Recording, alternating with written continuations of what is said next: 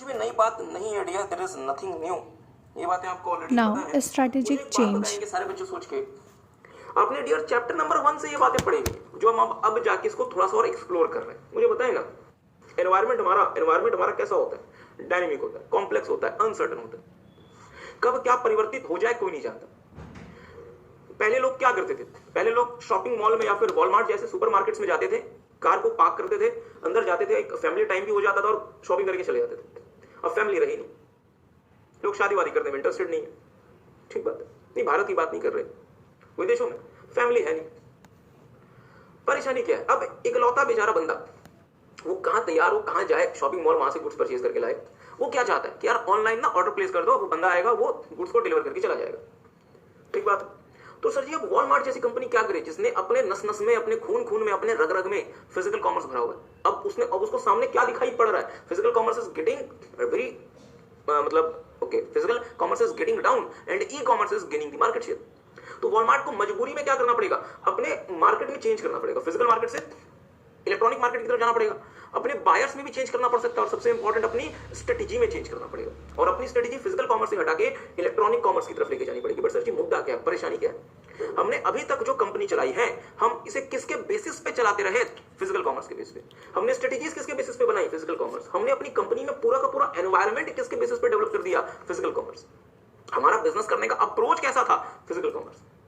But मजबूरन हमें नए मार्केट या नए प्रोडक्ट्स या नए कस्टमर्स की तरफ जाना पड़ रहा है और इसकी वजह से मुझे अपने एग्जिस्टिंग अप्रोच में, एग्जिस्टिंग काम करने के तरीके में, एग्जिस्टिंग स्ट्रेटेजीज में परिवर्तन करना पड़ेगा। और डियर अगर आप एग्जिस्टिंग स्ट्रेटेजीज में परिवर्तन करते हैं, जो लोग उस स्ट्रेटेजी के साथ एसोसिएटेड है पिछले बहुत सारे समय से, उन लोगों को आपको समझाना पड़ेगा कि सर जी आपको अपने काम करने के तरीके में परिवर्तन करना पड़ेगा, अदरवाइज कंपनी हमारी सर्वाइव नहीं कर पाएगी। It is a very very very difficult task. ये बहुत मुश्किल काम, प्लीज ध्यान देंगे। वॉलमार्ट के लिए डियर, वॉलमार्ट के लिए इतना आसान नहीं है कि अपने उन एम्प्लॉयज को समझाना कि सर जी हम जो पिछले 50 साल से फिजिकल कॉमर्स कर रहे थे, और यदि अगर आप एक 50 इयर्स की एम्प्लॉई हैं जो कि पिछले 30 साल से फिजिकल कॉमर्स में थे, अब हम अचानक से इलेक्ट्रॉनिक कॉमर्स की तरफ जा रहे हैं, तो हमें अपनी स्ट्रेटेजी में भी चेंज करना पड़ेगा। साथ में हमें अपने एम्प्लॉयज के काम करने के तरीके में, वर्किंग पैटर्न में, उनके बिहेवियर पैटर्न में, हमें उनके कल्चर में भी चेंज करना पड़ सकता है। प्लीज ध्यान दें, क्या किसी को बात समझ आई? तो डियर ऐसे बदलावों को हम नाम देते हैं स्ट्रेटेजिक चेंज। और क्या स्ट्रेटेजिक चेंज क्या स्ट्रेटेजिक चेंज हम एडहॉक बेसिस पे लेकर आ सकते हैं? नहीं लेकर आ सकते। इंस्टीट्यूट ने कहा कि सर जी 3 स्टेप्स होते हैं स्ट्रेटेजिक चेंज को लेकर आने के, तो एक एक करके देखते हैं। तो मेरे साथ साथ देखेंगे डियर, स्ट्रेटेजिक चेंज आपको लिखना कुछ नहीं है इसमें। ओके, देखेंगे as the business environment is highly complex and dynamic, the changes in the environmental factor often requires, मतलब एनवायरमेंटल फैक्टर में होने वाला बदलाव। और यहाँ पे एनवायरमेंटल फैक्टर में क्या चेंज हुआ? सर जी डेमोग्राफी। दूसरा क्या चेंज हुआ? सोशियो कल्चरल, लोगों ने शादी वादी करनी छोड़ दी, फैमिली छोटी हो गई। तीसरा क्या चेंज हुआ? टेक्नोलॉजी, स्मार्टफोन हर किसी के पास है, तो लोग कहते हैं यार क्यों अननेसेसरली वॉलमार्ट जाके शॉपिंग करनी, अमेजॉन प्राइम पे ऑर्डर करो, ग्रोसरी घर बैठे मंगवाओ। प्लीज ध्यान देंगे, क्या मेरी बात किसी को समझ आई? तो इन एनवायरमेंटल फैक्टर में बदलाव की वजह से डियर कंपनी को क्या करना पड़ेगा? Company have to make changes in their existing strategies and bring out new strategies. ठीक बात है, मतलब हमारी पहली स्ट्रेटजी थी फिजिकल कॉमर्स, अब हमारी स्ट्रेटजी है इलेक्ट्रॉनिक कॉमर्स।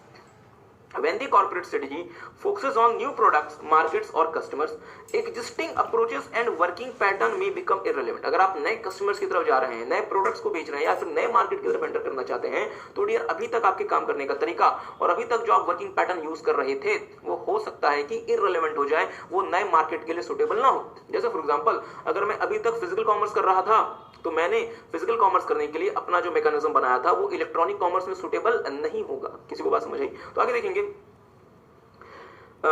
एंड एंटिटी में हैव टू एम्बेरेस का मतलब होता है अडॉप्ट करना the new approaches and working pattern. और कंपनी को हो सकता है डियर नए अप्रोचेस और नए वर्किंग पैटर्न्स को अपनाना पड़े, और ये होता है with the through the process of strategic change, और इसको हम कहते हैं स्ट्रेटेजिक चेंज। क्वेश्चन आता है कि ठीक है सर आपकी बात समझ गया कि हमें स्ट्रेटेजिक चेंज करना है, स्ट्रेटेजिक चेंज क्या हम कर कैसे सकते हैं? इन शॉर्ट कहता है सर जी 3 स्टेप होते हैं स्ट्रेटेजिक चेंज। पहले का नाम है recognise the need of change. लोगों को समझ आनी चाहिए कि बदलाव की कोई जरूरत है। प्लीज मेरी बात पे ध्यान दें। अगर मेरे एम्प्लॉइज को, यदि मेरे मैनेजर्स को, मेरे सीईओ को यदि ये बात समझ ही नहीं आई कि हमें कंपनी में परिवर्तन करना है, तो क्या आपको लगता है कभी कि वो कंपनी में परिवर्तन करेंगे? कभी नहीं करेंगे। मीन सबसे पहला काम क्या है dear? Recognise the need of change, कि हाँ हमें परिवर्तन करना है। और ये हमें परिवर्तन करना है, ये बात क्या भगवान आपको व्हाट्सएप करके बताने वाले हैं? नहीं सर, इसके लिए आपको एनवायरनमेंट को कॉन्टिन्यूस बेसिस पे मॉनिटर करना पड़ेगा, स्कैन करना पड़ेगा, और उस एनवायरनमेंट के बेसिस पे आपको देखना पड़ेगा कि सर जी एनवायरनमेंट हमारा ऐसा आ गया है कि चूंकि जो नए लोग मार्केट में आ गए हैं वो लोग अब फिजिकल कॉमर्स करना, अब वो लोग फिजिकली स्टोर में आने में इंटरेस्टेड नहीं है, क्योंकि हर किसी के पास स्मार्टफोन है, हर किसी के पास बहुत सस्ता इंटरनेट कनेक्शन है, तो वो घर बैठे ऑनलाइन शॉपिंग करना पसंद करते हैं। तो इसलिए अगर हमें भी सर्वाइव करना है तो हमें क्या करना पड़ेगा, अपने आप को फिजिकल कॉमर्स से इलेक्ट्रॉनिक कॉमर्स में लेके जाना पड़ेगा। मतलब मुझे डियर समझना पड़ेगा कि मुझे बदलाव करने की जरूरत है। और ये बात मुझे कैसे पता चलेगी कि मुझे बदलाव करने की जरूरत है? ये बात आपको ऐसे पता चलेगी डियर कि आप कॉन्टिन्यूस बेसिस पे एनवायरनमेंट को स्कैन करते रहेंगे। मीन सबसे पहला काम, recognise the need of change. Okay, हमारा मार्कर गिर गया। एनी हाउ, अब इसको यहां से हटाई देते हैं, नहीं चलेगी। अब इस चेंज को मैं अपनी कंपनी पे इन्फोर्स कर दूं, या मुझे अपने इंडिविजुअल्स, मुझे अपने एम्प्लॉइज को भी इस बदलाव के बारे में समझाना पड़ेगा, उनको भी अवेयर कराना पड़ेगा कि हालात कैसे बन चुके हैं, और अगर हम परिवर्तन नहीं करेंगे पूरी की पूरी जो हमारी कश्ती है वो डूब जाएगी। प्लीज ध्यान दें, प्लीज ध्यान दें। अगर मैं एक शिप चला रहा हूं, being the master of the ship, मुझे पता चल गया कि शिप का डायरेक्शन बदलना पड़ेगा, क्योंकि सामने क्या है, आइसबर्ग, और हम भी क्या बन जाएंगे, टाइटैनिक बन जाएंगे। बहुत ध्यान से मेरी बात को सुनिएगा। मीन्स हम जो शिप चला रहे हैं, हमें सामने आइसबर्ग दिखा और हमें बहुत सडन कर्व लेना पड़ेगा, अदरवाइज शिप हमारी शिप डूब जाएगी।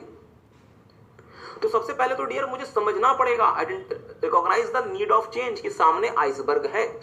मास्टर को, शिप के मास्टर को समझ आ गया। क्या इसे शिप के लोगों को भी समझाना पड़ेगा कि अभी हम एक बहुत तेजी से कर्व लेंगे, मतलब एक तेजी से बहुत ज्यादा हम कर्व लेंगे, और हो सकता है कि कुछ लोग, हो सकता है कि गिर पड़े, क्योंकि शिप जो है वो बहुत तेजी से घूमेगा। और अगर आप खाना वाना खा रहे हैं, वो हो सकता है कि खाना वाना भी गिर जाए, if you are drinking something, वो भी गिर जाए। तो ये थोड़ा सा तो एम्प्लॉय के रेजिस्टेंस में कमी आएगी, और मैं ज्यादा आसानी से डियर उन चेंजेस को इंप्लीमेंट कर सकता हूं। बट यदि मैं उनको नहीं समझाता और मैंने उनको बिना अनाउंस किए वो कर्व ले लिया, वो मोड़, मतलब मैंने अपना डायरेक्शन चेंज कर दिया, तो शिप तो पूरी तरीके से शेक हो जाएगी और लोग गिर पड़ेंगे, खाना वाना गिर पड़ेगा। तो अब रेजिस्टेंस ज्यादा आएगी। क्या मेरी बात किसी को समझ आई? तो डियर इसके लिए हमें क्या करना पड़ेगा, एक शेयर्ड विजन क्रिएट करना पड़ेगा टू मैनेज चेंज। और शेयर्ड विजन में हम नहीं जा रहे डिटेल में, आपने ऑलरेडी चैप्टर नंबर 2 में देखा हुआ है। तो देखेंगे, objectives and vision of both individual as well as organisation should be similar and there must not be any difference. मतलब कंपनी के हेड ऑफिस और कंपनी के जो एम्प्लॉयज हैं, हर किसी का ऑब्जेक्टिव और विजन सेम होना चाहिए।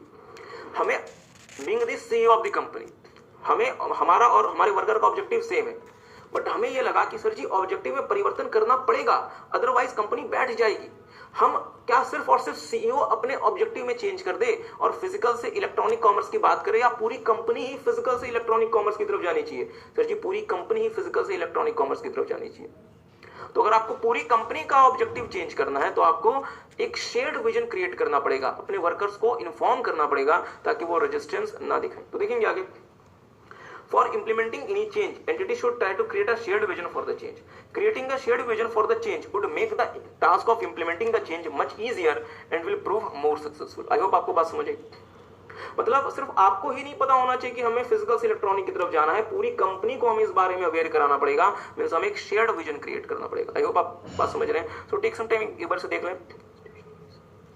और तीसरा होता है डियर, इंस्टीट्यूशनलाइज द चेंज। मेरी बात पर ध्यान दीजिएगा।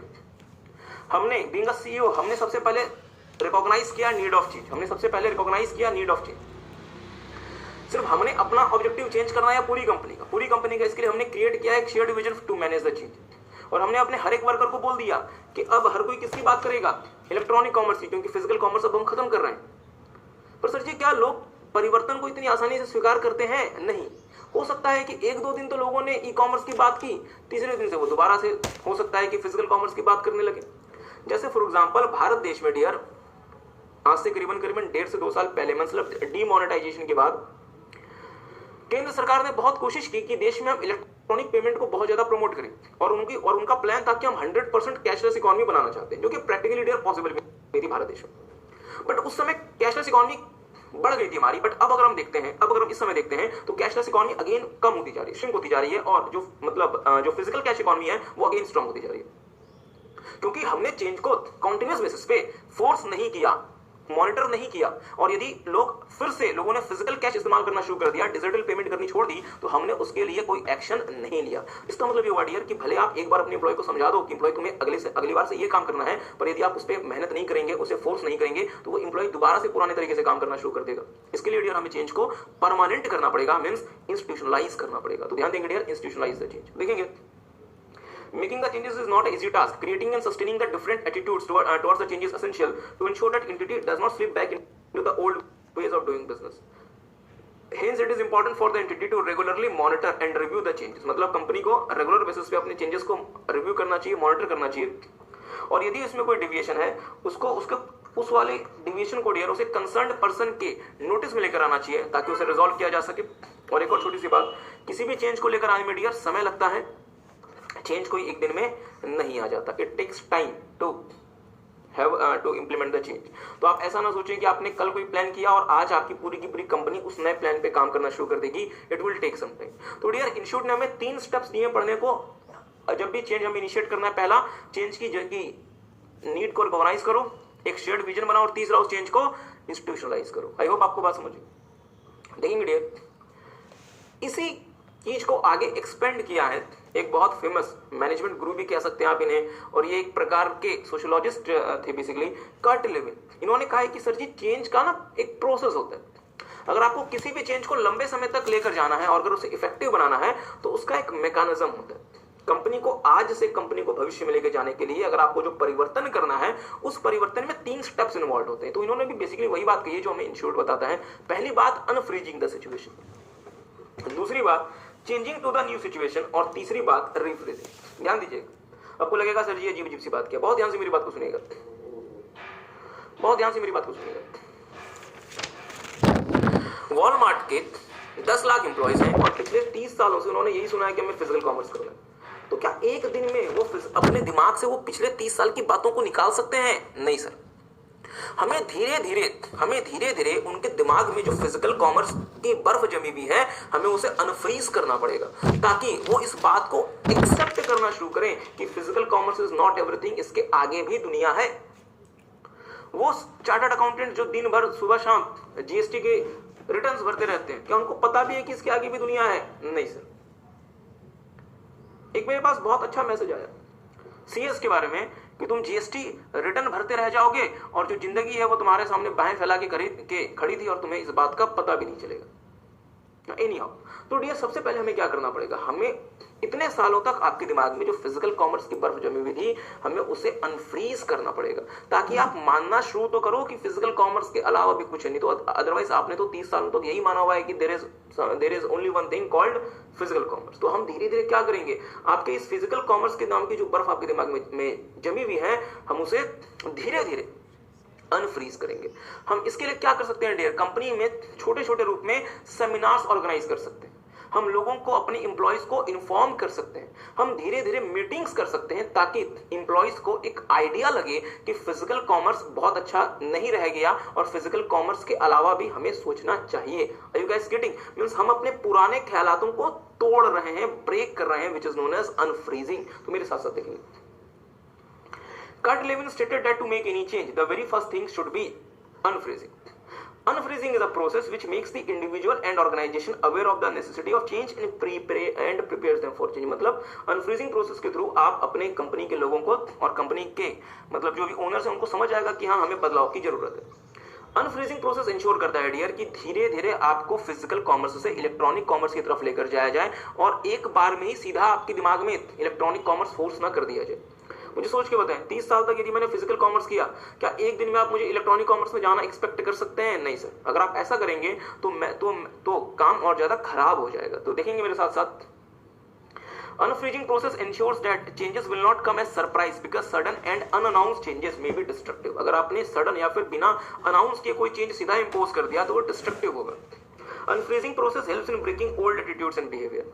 अनफ्रीजिंग प्रोसेस के थ्रू आप 30 साल तक हमारे दिमाग में जो फिजिकल कॉमर्स की बर्फ जमी हुई थी आप उसे धीरे धीरे ब्रेक करने का काम कर रहे हैं ताकि हम इस बात को एक्सेप्ट करें कि physical commerce is not everything. जैसे डियर हमने इस बात को एक्सेप्ट कर लिया कि physical commerce is not everything, अब हमारे दिमाग में क्या भरना चाहिए कंपनी को?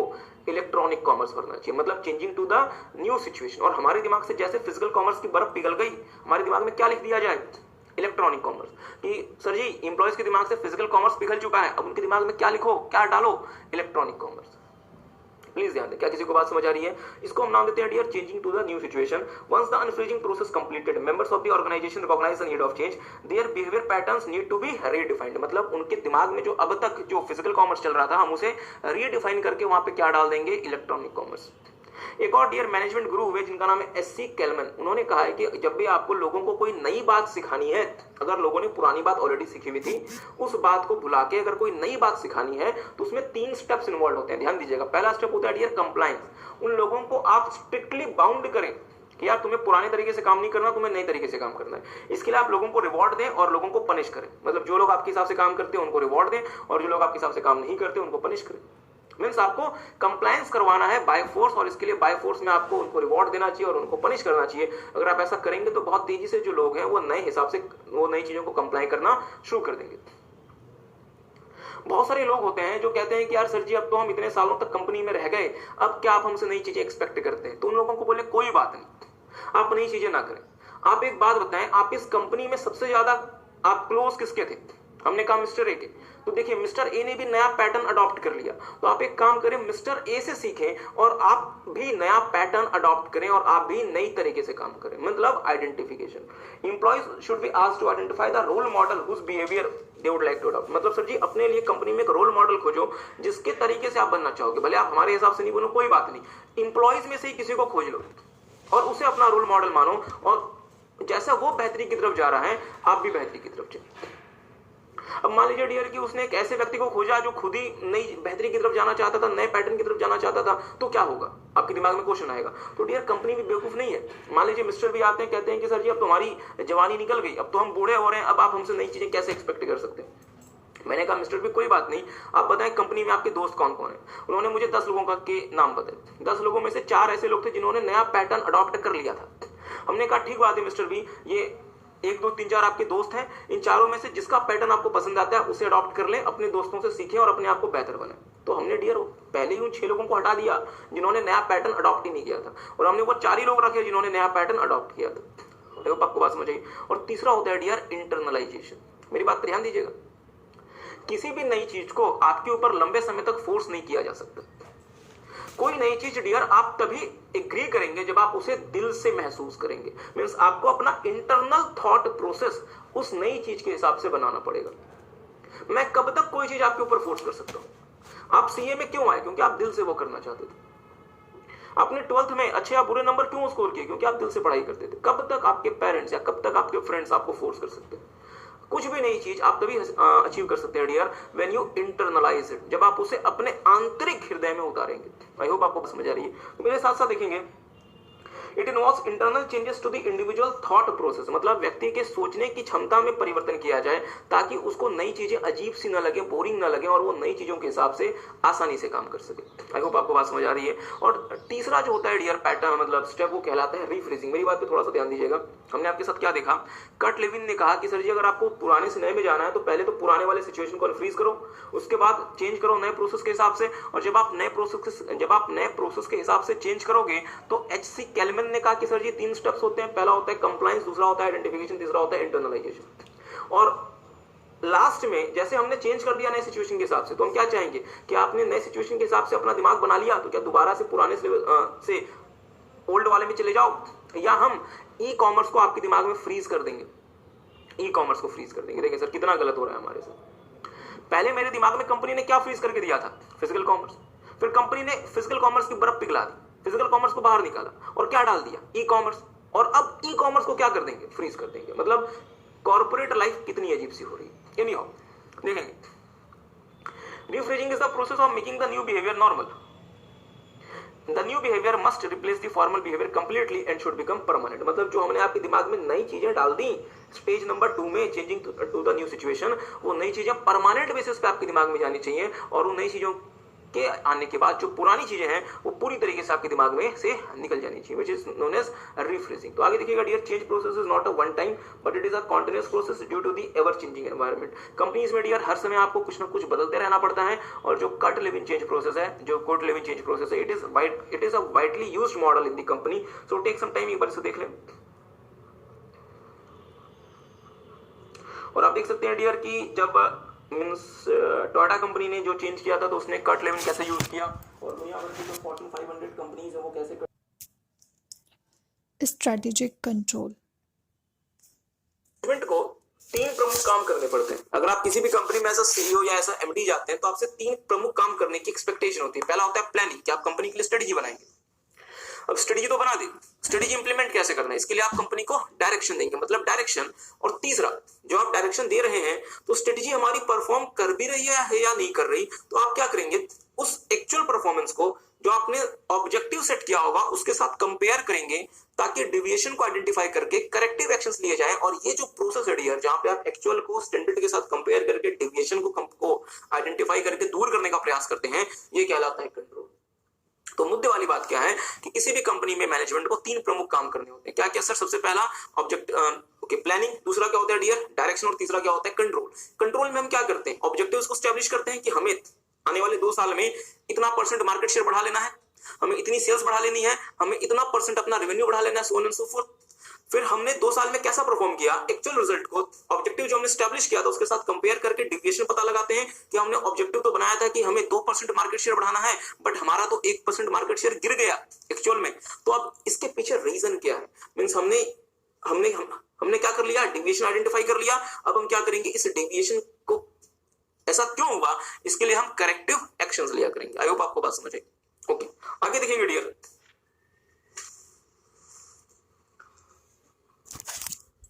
तो ये अभी तक हमने आपके साथ बात की थी डियर कंट्रोल, देखेंगे। First, we have to see what is control. Control is one of the major functions performed by the management. It involves monitoring of the actual result and then comparing it with the pre-established standard objective, so to identify the deviation, if any, the taking the corrective action. Control function involves the following 3 steps. First one is setting the objective of the firm. Second is comparing the actual result with the objective established and identifying deviation, that is variation को identify करना होगा. Third step is initiating corrective action. Now, there are 3 major types of control, namely operational control, management control, and strategic control. Strategic control is most important. So here, discuss one by one. First one is operational control. Operational control is a type of control. Okay, these operational control focus on individual tasks or transaction. Many of the control are operational in nature, like stock control, production control, cost control, etc. Now, second one is your management control. Management control are the controls which covers entire department or organization. Proper management control helps in achieving the corporate objective in most efficient manner. Proper management control helps in achieving the corporate objective in most efficient manner. Third one is a strategic control. A strategic control focus on the following 2 questions. First, whether the strategy is implemented as planned, जैसा plan किया था वैसे ही strategy implement की गई है. और second one is whether the result produced by the strategy are those intended और expected, और जो रिजल्ट प्रोड्यूस किया हुआ है स्ट्रेटजी द्वारा वो वैसा ही है जैसा हमने सोचा था. तो स्ट्रेटेजिक कंट्रोल जो होता है वो 2 क्वेश्चन पे फोकस करता है कि जैसे हमने प्लान किया था स्ट्रेटजी वैसे इम्प्लीमेंट हुई है और जो रिजल्ट हमने प्रोड्यूस किया था वही रिजल्ट हमें मिला है. ओके, नाउ अब फर्दर जो स्ट्रेटेजिक कंट्रोल है वो फर्दर क्लासीफाई होता है 3 कैटेगरी में. Now types of strategic control. There are following 4 types of strategic control. First one is premises control. As a strategy is formulated on the basis of certain assumption. जिसे कि हमें पता है कि जो स्ट्रैटेजी है वो कुछ assumption पे या कुछ प्रेमाइसिस का मतलब यहाँ पे है फाउंडेशन, बेस. पे फॉर्म की जाती है about the environment like growth rate, competition, taste, preference of the consumer, law and regulation, etc. With the passage of time, these premises may not remain fully valid. जैसे ही जैसे time बीतता जाता है जो हमने assumptions लिए हैं वो valid हो ये ज़रूरी नहीं है. मीन्स सर्कमस्टांसेस अगर चेंज होते हैं तो हमारा जो बेसिस है, फाउंडेशन है, प्रेमाइसेस है, वो भी चेंज हो जाना चाहिए. तो जो प्रेमाइस कंट्रोल बोलता है, premise control is a tool that monitor the environment to verify the accuracy and validity of the premises on which the strategies are build. तो जो प्रेमाइस कंट्रोल है ये एक ऐसा टूल है जो एनवायरनमेंट को मॉनिटर करता है और वेरीफाई करता है कि जो हमने फाउंडेशन लिया है, बेस लिया है, प्रेमाइस लिया है, वो हमारा कितना एक्यूरेट है और कब तक वो वैलिड रहेगा, जिससे की वजह से हम अपनी स्ट्रेटजीज अच्छी बिल्ड कर सकें. Okay. Now, premise control is a focused strategic control which mainly covers following factors. जो premise control है वो main focused strategy control है और ये cover करता है इन दोनों factors को. First factor is environmental factor like economy, technology, demography, etc. Second factor is industry factor like competitor, supplier, etc. Not all the premises are likely to change very frequently. हम ऐसा नहीं बोल रहे हैं कि सारे जो premises है, जो भी आपने सारे बेस लिए हैं वो जल्दी ही चेंज हो जाएंगे, फ्रिक्वेंटली चेंज होंगे. And hence management should identify, लेकिन बट वो चेंज तो होंगे ना कभी कभी, तो मैनेजमेंट को आइडेंटिफाई करना पड़ेगा और कंट्रोल करना पड़ेगा उन premises पे कि वो कब चेंज होने वाले हैं, which are most likely to be changed. Hence, management should identify and control those premises first which are most likely to be changed. दीजिएगा प्रीमाइसेस का मतलब क्या होता है? Base, foundation. मैं यदि कोई भी स्ट्रेटेजी बनाता हूं तो मैं कुछ असम्पशंस रखता हूं एनवायरनमेंट के बारे में. जैसे एनवायरनमेंट में, जैसे मैं जिस इंडस्ट्री में काम करता हूं उसका ग्रोथ रेट क्या होगा, इसमें कंपटीशन कैसा रहेगा, मेरे बायर्स की टेस्ट ऑफ प्रेफरेंस कैसी होगी, सरकार के लॉज एंड रेगुलेशंस क्या होंगे, एक्सेट्रा. जैसे फॉर एग्जांपल डियर, अगर आप भारत की ऑटोमोबाइल इंडस्ट्री को देखेंगे तो यहाँ पे जो ग्रोथ रेट एक्सपेक्टेड है वो है 8 से लेके 12% पर annum. ये हमारी ग्रोथ रेट चलती है. बायर का टेस्ट ऑफ प्रेफरेंस कुछ ऐसा है कि बायर जो है वो फ्यूल एफिशिएंट और अच्छी कार चाहता है. इंडस्ट्री के जो रूल्स एंड रेगुलेशंस ऐसे हैं कि सरकार चाहती है कि आप कम पॉल्यूटिंग व्हीकल्स बनाएं, और कंपटीशन कोई बहुत ज्यादा नया कंपटीशन मार्केट में नहीं आ रहा, जो चल रहा था वही चल रहा है. और इन अजम्पशंस के बेसिस पे डियर, इन प्रीमाइसेस के बेसिस पे फिर मारुति सुजुकी या हुंडई या टाटा टोयोटा जो भी है वो कंपनीज अपनी स्ट्रेटेजी बनाती है इन प्रीमाइसेस, इन फाउंडेशन के ऊपर. और सर जी क्या मैं ये कह सकता हूं कि जीवन भर ये प्रीमाइसेस या जीवन भर जो मैंने अजम्पशंस रखी हुई हैं वो सही होंगी, या ऐसा हो सकता है कि समय बीतने के साथ साथ इन अजम्पशंस में परिवर्तन आ जाए. समय बीतने के साथ साथ ग्रोथ रेट बढ़ सकती है, घट सकती है. समय बीतने के साथ साथ कंपटीशन का लेवल बदल सकता है. समय बीतने के साथ साथ कस्टमर के टेस्ट ऑफ प्रेफरेंसेस बदल सकते हैं. एग्री करते हैं? तो डियर, क्या मैं उन पुराने असम्पशंस के बेसिस पे स्ट्रेटजी बनाता रहूं? अगर मैं पुराने असम्पशंस या इनवैलिड असम्पशंस के बेसिस पे स्ट्रेटजी बनाऊंगा तो क्या मुझे नुकसान नहीं हो जाएगा? हाँ सर. तो प्रीमाइस कंट्रोल क्या ये कहता है कि भाई मैनेजमेंट, तुम ना कॉन्टिन्यूअस बेसिस पे एनवायरनमेंट को स्कैन करोगे ताकि जो प्रीमाइस तुम यूज कर रहे हो स्ट्रेटजी बनाने के लिए, उस प्रीमाइस को देखो कि वो वैलिड रहे या वो वैलिड नहीं रहे. पता चला कि मैं पुराने प्रीमाइस या पुराने असम्पशंस पे स्ट्रेटजी बना रहा हूं और वो असम्पशंस तो कब के ही इनवैलिड हो चुके हैं एनवायरनमेंट में परिवर्तन की वजह से, तो क्या मेरी स्ट्रेटजी गलत बन जाएगी? हाँ सर. प्लीज ध्यान दें. तो मैनेजमेंट दो प्रकार के फैक्टर्स का ध्यान रखेगा. पहला एनवायरमेंटल फैक्टर, जैसे इकोनॉमी का ग्रोथ रेट क्या है, डेमोग्राफी, टेक्नोलॉजी कैसे बदल रही है, और दूसरा इंडस्ट्री फैक्टर की मींस कॉम्पिटिटर क्या कर रहा है, सप्लायर हमें कैसे रॉ मटेरियल सप्लाई कर रहे हैं, एक्सेट्रा. अब सवाल ये बनता है डियर कि कुछ प्रीमाइस ऐसे होते हैं जो कि तेजी से बदल सकते हैं, जैसे फॉर एग्जांपल हमारा कॉम्पिटिटर. बट कुछ प्रीमाइस ऐसे होते हैं डियर जो उतनी तेजी से नहीं बदलते, जैसे इंडस्ट्री की ग्रोथ रेट, जैसे बायर का टेस्ट ऑफ प्रेफरेंस, जैसे डेमोग्राफी. इनमें भी परिवर्तन होता है बट इतनी तेजी से परिवर्तन नहीं होता जितनी तेजी से हमारे कॉम्पिटिटर की पॉलिसी में परिवर्तन हो सकता है. तो इसलिए मैनेजमेंट को अकॉर्डिंगली उन प्रीमाइसेस को पहले फोकस करना चाहिए जिनमें तेजी से परिवर्तन हो सकता है, और उन प्रीमाइसेस पे बाद में भी फोकस कर सकते हैं जिनमें परिवर्तन की उम्मीद नहीं है. आई होप आपको बात समझ आई. सो टेक सम टाइम, एक बार और से पढ़ लें.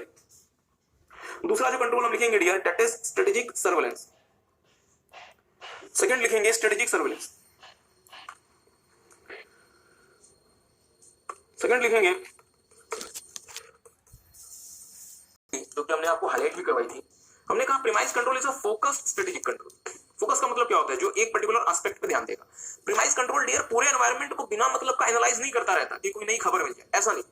प्रीमाइस कंट्रोल जो होगा वो सिर्फ और सिर्फ एनवायरनमेंट को इसलिए एनालाइज करेगा ताकि हम जो प्रीमाइस इस्तेमाल कर रहे हैं उसकी जानकारी हमें एनवायरनमेंट से मिले। ध्यान दीजिएगा, हम जो प्रीमाइस यूज कर रहे हैं उसकी जानकारी हमें एनवायरनमेंट से मिले। मतलब मैं मान लीजिए 5 प्रीमाइस यूज कर रहा हूं, तो मैं एनवायरनमेंट को जो मॉनिटर करूंगा फॉर प्रीमाइस कंट्रोल वो सिर्फ इन 5 चीजों के लिए मॉनिटर करूंगा, मैं किसी छठी चीज के लिए मॉनिटर नहीं करूंगा। बट सर ये बात बताओ ना, चले इन 5 चीजों को तो आपने देख लिया, क्या पता कोई छठी नई चीज आपकी कंपनी पे असर डाल दे, हो तो सकता है। तो इसके लिए हम क्या यूज करते हैं? Strategic surveillance. ठीक बात है, मेरे साथ साथ देखिएगा।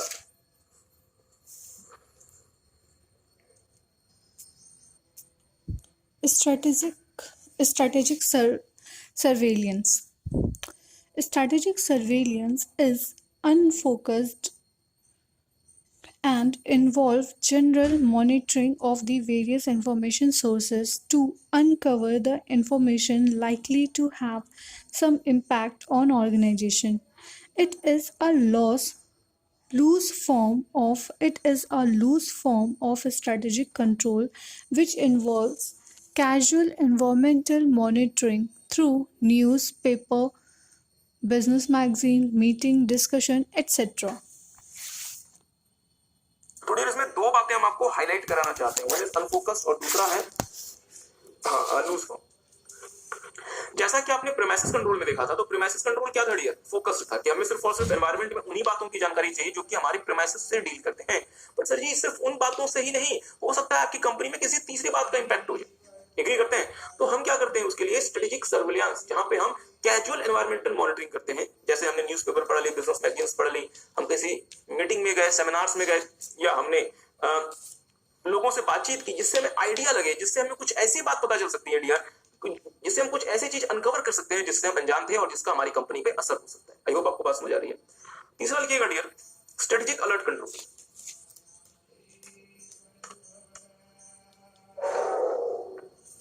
तीसरा लिखिएगा strategic alert control. A strategic alert control. Third one is a strategic alert control. There may occur many unexpected and sudden events like change in environment, natural calamities, terror attack, unexpected moves of competitor, etc. These events may force the entity to carry an immediate and intense review of its strategy. Organizations usually form crisis management teams to handle these situations. मतलब company sir जी crisis management team बना के चलती है ताकि ऐसे हालात को handle किया जा सके। तो सर बोलना क्या चाहते हैं, ध्यान दीजिएगा। बहुत बार क्या मतलब होता है डियर कि हमने जो स्ट्रेटेजी बनाई थी उसका प्रीमाइसिस भी सही है और एनवायरनमेंट की हम कैजुअल मॉनिटरिंग कर रहे थे स्ट्रेटेजिक सर्विलेंस में, तभी अचानक से कोई ऐसा इवेंट हो जाता है जो कि हमने प्लान या जो कि हमने एक्सपेक्ट नहीं किया था। जैसे फॉर एग्जांपल एक बहुत नया पावरफुल प्लेयर मार्केट में एंटर कर गया, जियो। ध्यान दीजिएगा, एयरटेल ने स्ट्रेटेजी बनाई थी कि हम 200 रुपए पर जीबी डाटा बेचेंगे, 200 रुपए पर जीबी। जियो मार्केट में एंटर कर गया और कहता है जितना डाटा इस्तेमाल करना है फ्री में इस्तेमाल करो, अनलिमिटेड डेटा इस्तेमाल करो 3 महीने तक 500 रुपए। तो मुझे बस सोच के बताएंगे डियर, अगर एक ऐसा प्लेयर मार्केट में एंटर कर गया जो कि 500 रुपए में आपको 3 महीने तक अनलिमिटेड डेटा इस्तेमाल करने दे रहा है, तो एयरटेल को क्या अपनी स्ट्रेटेजी में बहुत इमीडिएट और इंटेंस रिव्यू करना पड़ेगा जो कहती है 200 रुपए पर जीबी डाटा? हाँ सर। और एयरटेल ऐसे हालात में क्या करेगा? एक क्राइसिस मैनेजमेंट टीम बनाए, मतलब अपने पास रखेगा जो कि एयरटेल को ऐसे हालात से निकलने में मदद करेगी।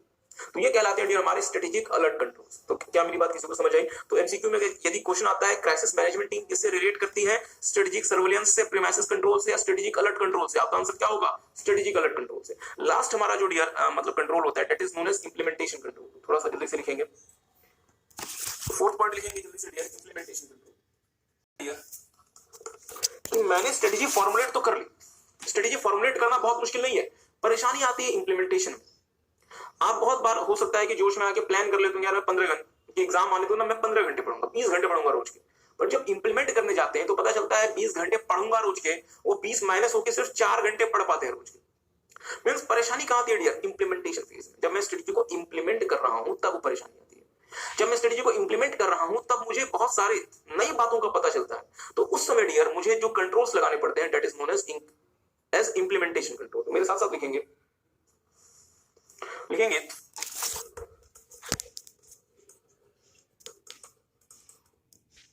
Our last control is implementation control. Managers implement a strategy in the incremental way by converting the measure plan into action. During the implementation phase, many events may unfold having the impact on organizational strategy. These are two major implementation control. First one is monitoring strategic thrust. Thrust means force. Monitoring strategic thrust helps the entity to determine whether the overall strategy is progressing or desired, or there is a need of any kind of readjustment. Second one is milestone review. In milestone review, the entity segregate all the key activities involved in the implementation of the strategy in terms of time and resource, etc., and monitor whether the strategy is proceeding the desired or not. In case of poor result, entity may have to carry out a reassessment of the strategy. Focused होगा और सिर्फ किसकी बात करेगा, उन premise की जिसके basis पे हमने स्ट्रेटेजी बनाई है, और हम कॉन्टिन्यूस बेसिस पे क्या करेंगे डियर, स्ट्रेटेजिक सर्वेलेंस।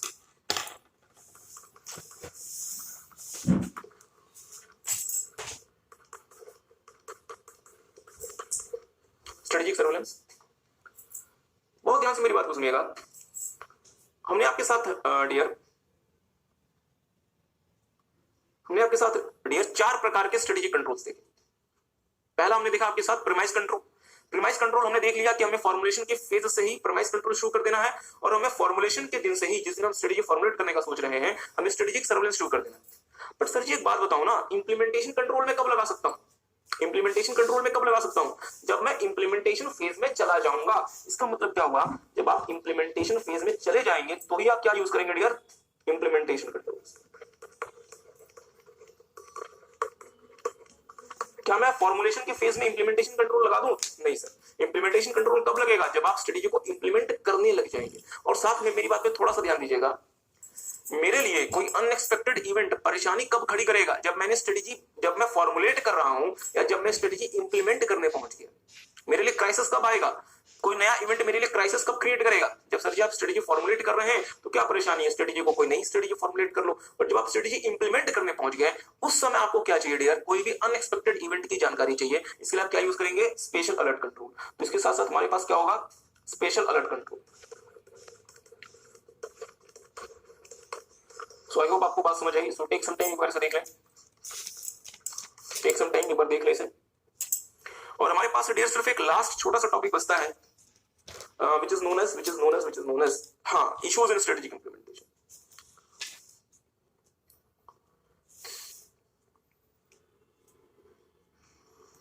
मतलब क्या होता है, माइलस्टोन का मतलब होता है कि मैं कैसे अपना काम अचीव कर रहा हूं। जैसे फॉर एग्जांपल मान लीजिए कि आपने ना प्लान किया हुआ था कि भाई एग्जाम के 15 दिन पहले पढ़ाई शुरू करेंगे। पहले 3 दिन में अकाउंट्स खत्म, अगले 3 दिन में टैक्स खत्म, अगले 3 दिन में कॉस्टिंग खत्म। ठीक बात, पहले 3 दिन में जो अकाउंट्स खत्म होगा तो पहले दिन के पहले 3 घंटे में पूरे के पूरे अकाउंटिंग स्टैंडर्ड को रिवाइज कर लेंगे। उसी दिन के बाकी समय में पार्टनरशिप अकाउंट्स कंप्लीट कर लेंगे। मतलब क्या हुआ डियर, कि आपने अपनी स्ट्रेटेजी को टाइम के हिसाब से बहुत ज्यादा डिवाइड किया हुआ है। और यदि पहले दिन के पहले 3 घंटे में आपने अकाउंटिंग स्टैंडर्ड रिवाइज कर लिया, इसका मतलब आपकी स्ट्रेटेजी बिल्कुल सही तरीके से प्रोसीड कर रही है। 3 घंटे में आपने अकाउंटिंग स्टैंडर्ड रिवाइज कर लिया, means your strategy is progressing in the very correct manner. Agree करेंगे?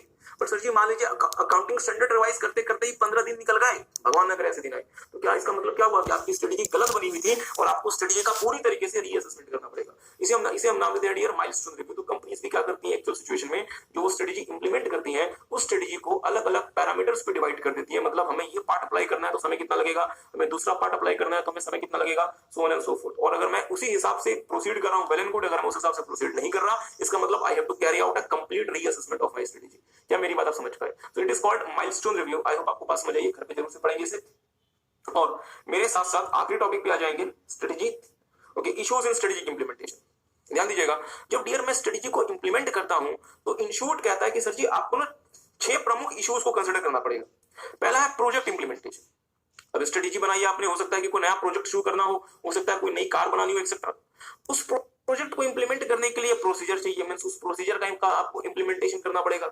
अपनी उस जो भी आपकी कंपनी है उसमें एक नया प्रोसीजर लेकर आना पड़ेगा जो उस प्रोजेक्ट के हिसाब से होगा। अब सर जी कोई भी नया प्रोसीजर या कोई भी नया प्रोजेक्ट कब इंप्लीमेंट होगा? जब रिसोर्स का एलोकेशन हो। एग्री करते हैं? बट सर जी कंपनी का जो स्ट्रक्चर है, ऑर्गेनाइजेशनल स्ट्रक्चर, उसमें भी परिवर्तन करना पड़ सकता है। मींस स्ट्रक्चरल इंप्लीमेंटेशन, कंपनी के काम करने का जो मैकेनिज्म है, जिस तरीके से कंपनी फंक्शन करती है उसमें भी चेंज करना पड़ेगा। और कंपनी का जो कल्चर है, मींस जो बिहेवियर है, बिहेवियर में भी चेंज करना पड़ेगा, मींस बिहेवियरल इंप्लीमेंटेशन। तो मुद्दे वाली बात है डियर, इसमें ज्यादा समय नहीं लगा रहे।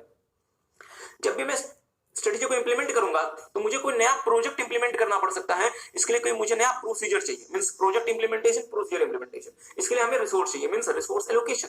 रिसोर्स आ गया, बट सर जी कंपनी में स्ट्रक्चर, ऑर्गेनाइजेशन स्ट्रक्चर, मतलब स्ट्रक्चर इंप्लीमेंटेशन, कंपनी के काम करने का तरीका, फंक्शनल इंप्लीमेंटेशन और लोगों का कल्चर, मींस यहाँ पे कल्चरल इंप्लीमेंटेशन नहीं लिखना, बिहेवियरल इंप्लीमेंटेशन। आई होप आप इसको याद रख पाएंगे। आगे देखिएगा, एक और छोटी सी बात। ओके, मेरी बात पर थोड़ा सा ध्यान दीजिएगा। मुझे एक बात बताएंगे, कंपनी के सीईओ ने स्ट्रेटेजी बना दी। सीईओ किस लेवल का पार्ट होते हैं? टॉप लेवल या फिर कॉर्पोरेट लेवल? उसे इंप्लीमेंट करने की जिम्मेदारी किसके कंधों पे आ जाती है? बिजनेस लेवल और फंक्शनल लेवल।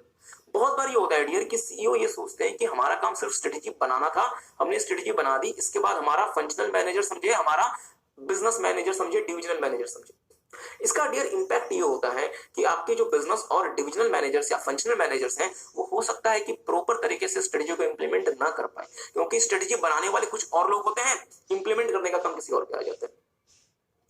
तो समझदार लोगों ने कहा कि भाई जिन लोगों ने स्ट्रेटेजी फॉर्मुलेट की उन लोगों को अपने आप को इंप्लीमेंटेशन के फेज में भी इन्वॉल्व करना चाहिए। ये नहीं कि आप इंप्लीमेंटेशन करने ही पहुंच जाएं, बट उन लोगों को सपोर्ट करें जो एक्चुअल इंप्लीमेंटेशन करेंगे। मतलब ऐसा बिल्कुल ना सोचें कि हमारा काम सिर्फ फॉर्मुलेशन था, हमने फॉर्मुलेशन कर लिया, बाकी ये सब। अगर आप ऐसा करेंगे तो हो सकता है कि स्ट्रेटेजी सक्सेसफुली इंप्लीमेंट ना हो पाए, उसमें इशू अराइज हो। तो देखेंगे dear, in an organization the transition from strategy formulation to implementation requires a shift in responsibility from strategist to divisional and functional managers। मतलब इसका हिंदी मतलब यह है कि जब आपने स्ट्रेटेजी फॉर्मुलेट कर ली, फॉर्मुलेशन का काम किसका था? टॉप लेवल का, मतलब स्ट्रेटेजी बनाने वाले लोगों का। अब इंप्लीमेंटेशन की बारी आई तो रिस्पांसिबिलिटी किसके ऊपर है? डिविजनल और फंक्शनल मैनेजर की। अब सर जी ये जो शिफ्ट इन रिस्पांसिबिलिटी है उसकी वजह से स्ट्रेटेजी को इंप्लीमेंट करने में प्रॉब्लम हो सकता है, क्योंकि फॉर्मुलेशन करने वाले लोग अलग थे, इंप्लीमेंटेशन करने वाले लोग अलग है। इसलिए डियर ये एसेंशियल है कि अब दो काम करें। पहला काम ये करें कि जिन लोगों ने स्ट्रेटेजी फॉर्मुलेट की वो अपने आप को इंप्लीमेंटेशन फेज में भी लेकर जाएं, और जब आप स्ट्रेटेजी फॉर्मुलेट कर रहे हैं तो उन लोगों को भी शामिल करें जो स्ट्रेटेजी इंप्लीमेंट करेंगे, ताकि दोनों में कोऑर्डिनेशन बना रहे। मतलब मैंने स्ट्रेटेजी फॉर्मुलेट की, मैं उन लोगों के साथ मीटिंग्स करता रहूं जो इंप्लीमेंटेशन करेंगे। जब मैं स्ट्रेटेजी फॉर्मुलेट कर रहा हूं मैं उन लोगों को भी शामिल करूं जिनको इंप्लीमेंटेशन करना है, ताकि हम दोनों के बीच में एक गैप या एक डिवाइड क्रिएट ना हो जाए। आई होप आपको बात समझ आई। तो मेरे साथ साथ देखेंगे, therefore it is essential for the divisional and functional managers be involved as much as possible in strategy formulation activities। मतलब सर जी जब स्ट्रेटेजी बना रहे हो ना तो अपने डिविजनल और फंक्शनल मैनेजर को भी शामिल कर लो, और जब आप इंप्लीमेंट कर रहे होंगे तो फिर जो हमारा टॉप मैनेजमेंट है वो भी शामिल हो जाए। ओके, ध्यान दीजिएगा, स्ट्रेटेजिस्ट मतलब वो लोग जिन्होंने टॉप लेवल पे स्ट्रेटेजी बनाई है, उनकी पर्सनल कमिटमेंट चाहिए डियर स्ट्रेटेजी को सही प्रकार से इंप्लीमेंट करने। और भले जो लोग स्ट्रेटेजी बनाने वाले हैं वो भले बहुत बिजी हों, बट यदि वो इंप्लीमेंटेशन में अगर अच्छे से इन्वॉल्व नहीं होंगे, वो इंटरेस्ट नहीं दिखाएंगे, तो ऑर्गेनाइजेशन की सफलता में मुश्किल आएगी, परेशानी आएगी, और हो सकता है कि कंपनी सही प्रकार से स्ट्रेटेजी अचीव ना कर पाए। तो मुद्दे वाली बात क्या है, इसमें डियर आपको कुछ ऐसा नहीं करना, सिर्फ आपको 6 बातों का ध्यान रखना है जो कि इंप्लीमेंटेशन पे असर डालते हैं। पहला, कोई नया प्रोजेक्ट इंप्लीमेंट हमें करना पड़ सकता है, जिसके लिए कोई नया प्रोसीजर इंप्लीमेंट करना पड़ेगा, रिसोर्स का एलोकेशन चाहिए। बट सर जी कंपनी का स्ट्रक्चरल इशू है, नया स्ट्रक्चर इंप्लीमेंट करो, फंक्शनल को चेंज करो, मींस फंक्शनल इंप्लीमेंटेशन करो, और एंड में कंपनी का बिहेवियर मतलब बिहेवियर इंप्लीमेंटेशन करो। आई होप आपको बात समझ आई। सो टेक सम टाइम। हमारे हिसाब से चैप्टर नंबर 6 कंप्लीट हो चुका है। इसको कृपया कृपया कृपया घर से जरूर रिवाइज करें। भले आपने बाकी एसएम के चैप्टर्स रिवाइज न किए हो, मैंने तो आपको कहा था हर चैप्टर रिवाइज करें, बट एटलीस्ट चैप्टर नंबर 6 जो कि बहुत क्रूशियल है, बहुत क्रिटिकल है, इसे जरूर से रिवाइज करें। और जो भी आपके डाउट्स हैं वीडियो वाले बच्चों को और पेनड्राइव वाले बच्चों को जो भी डाउट्स आएंगे वो कृपया हमें अपने डाउट्स फेस टू फेस भी ले सकते हैं, या फिर हमें यूट्यूब या फिर हम आपको बाकी सोशल मीडिया के थ्रू आपके डाउट्स एक्सप्लेन कर दिया करेंगे। तो वीडियो आज के लिए बस इतना ही। Thanks a lot.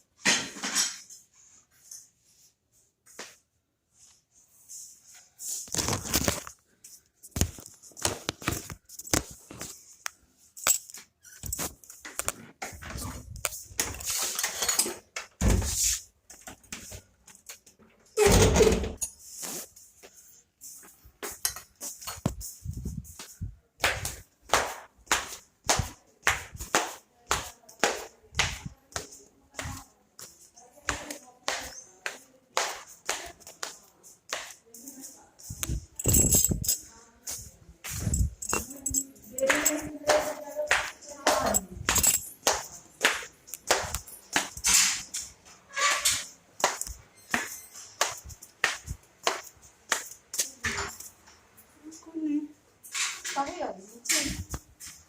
हाँ? नहाने, अरे बाप रे, नहाने शूटिंग बन गया नहाने का। एक दिन भी ना आया, मम्मी इतना सुना रही ना।